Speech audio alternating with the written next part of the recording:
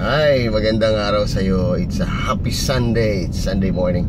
And I have a very special topic today. And this is actually very, very, very true sa napakaraming tao, if not all. Alright? Most people. So ito yung tanong ko, hindi ka ba nagtataka? Alright? So yan ang title natin, hindi ka ba nagtataka? Why na? Yung iniisip mong bayarin last month is nabayaran na. Diba? And yung iniisip mong tuition fees na kailangan bayaran 2 months ago, as a matter of fact, ito na, parating na naman, diba? Eh, nabayaran na. Okay? Hindi ka ba nagtataka kagabi? Okay? Nakapag-dinner ka? Alright? Hindi ka ba nagtataka na may damit ka pa ngayon? Hindi ka ba nagtataka na lahat ng mga bayarin nyo 2 years, 3 years ago, 5 years ago, nabayaran naman. Alright, and as a matter of fact, your children are still in school up to today. Papasok pa rin sila bukas. Alright? Hindi ba nakakapagtaka yun na every time you worry about it, okay, kasi ito parating na naman, di ba? Naku, may bayarin na naman bukas. Naku, paano to? May kuryente, babayaan, kailangan na mabayaran, notice of disconnection na. O paano na to? Yung tuition fee, ito na naman, last quarter na. O after nun, konting pahinga, tuition fee na naman kasi start na naman of school year. Pero hindi ka ba nagtataka na lahat ng inisip mo at pinag-worryhan mo, eh lumampas naman. Okay? So, yun yung gusto kong i-process natin ngayon. Bakit?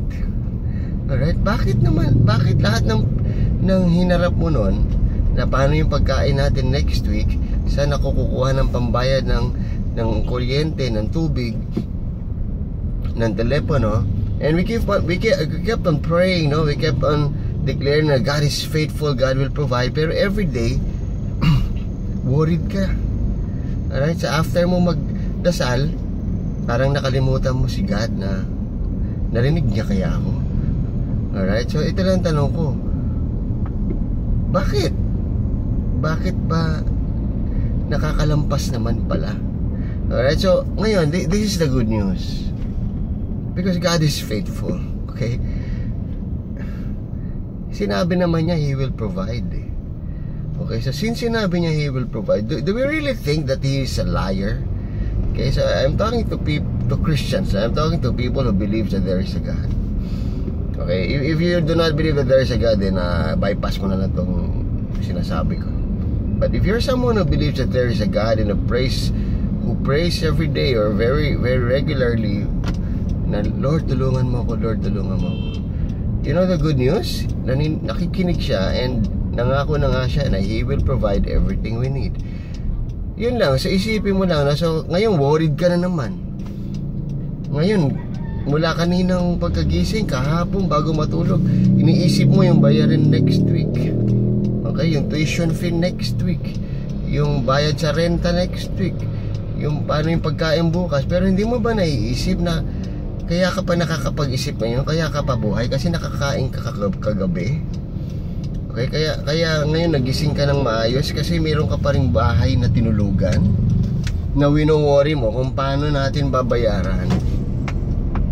Okay? Na bukas, Monday, papasok pa rin yung mga anak mo. Okay?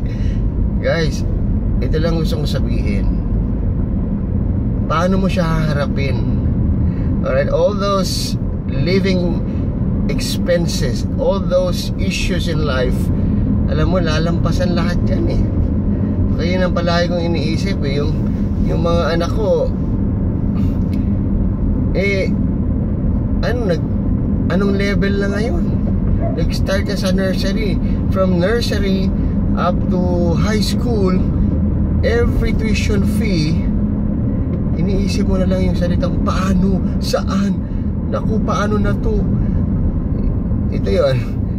Paano mo siya dadalhin? Yun lang. It's either you live your life miserable because every day meron kang kailangang bayaran, every week merong living expenses, or you just accept that God promised that He will provide.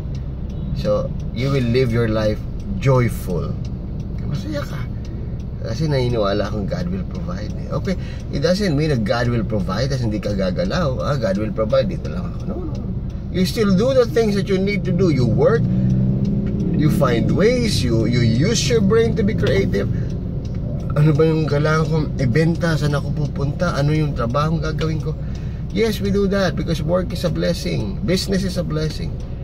Pero without the worries na hindi masusupply yung pangangailangan mo. Kasi God promised that He will provide. And ito na lang ito yung ina-assess natin. Hindi ka ba nagtataka na the same tuition fee na pinoproblema mo nung simula ng pasukan is still the same tuition fee na pinoproblema mo ngayon na patapos na yung school year? Ano nangyari? Bakit umabot ka sa patapos? Alright? Anong nangyari nung simula? At yung mga sumunod na quarters, di ba nabayaran mo? Paano? Alright? So yun. So hindi ka ba nagtataka na God is really providing everything that we need? And still, you're living life miserable, worried, crushed? Guys, chill. Relax mo lang yung buhay mo. Believe me, ang sarap ng buhay kung hindi ganyan ang pag-iisip. Maniwala ka. Maniwala kayo sa amin because we are gifted to see things beyond what the eyes can see. So kami naman magsasabi sa inyo, mayroong buhay behind those challenges, behind those problems, behind those tuition fee, behind those monthly rentals, behind those groceries, behind food, behind clothes. There is life. Alright? And ipinangako yan nung Creator. Wala tayong kinalaman dun sa kanyang plano kasi siya yung Creator, hindi tayo ang Creator. So siya ang gumawa, siya rin ang magsusupply, siya ang mag-aalaga. Yeah, okay, it's a principle. Okay, so yun lang ang tanong ko sa'yo. Nagtataka ka ba na hanggang ngayon humihinga ka pa, kumakain ka pa, nag-aaral pa yung mga anak mo, may bahay ka pang tinitirahan, okay, nakakabayad ka pa rin ng bills, despite na araw-araw, linggo-linggo, buwan-buwan, pinoproblema mo. Pero nakakalampas ka. Okay, so ito lang gusto ko i-challenge sa'yo. Pwede ba? Enjoyin mo yung buhay. Dahil lalampasan mo rin naman Okay, so gusto mo ba na pagtanda mo, okay, yung kulubot mo hindi na maipwesto sa dami? Alright? Pero buhay ka pa rin. O gusto mo yung pagtanda mo na wala kang wrinkles, na lagi ka lang nakangiti, ang saya-saya lang ng aura mo. Why? Because you believe that God said He will provide, and you believe that He will do what He said He will do. Live life to the fullest.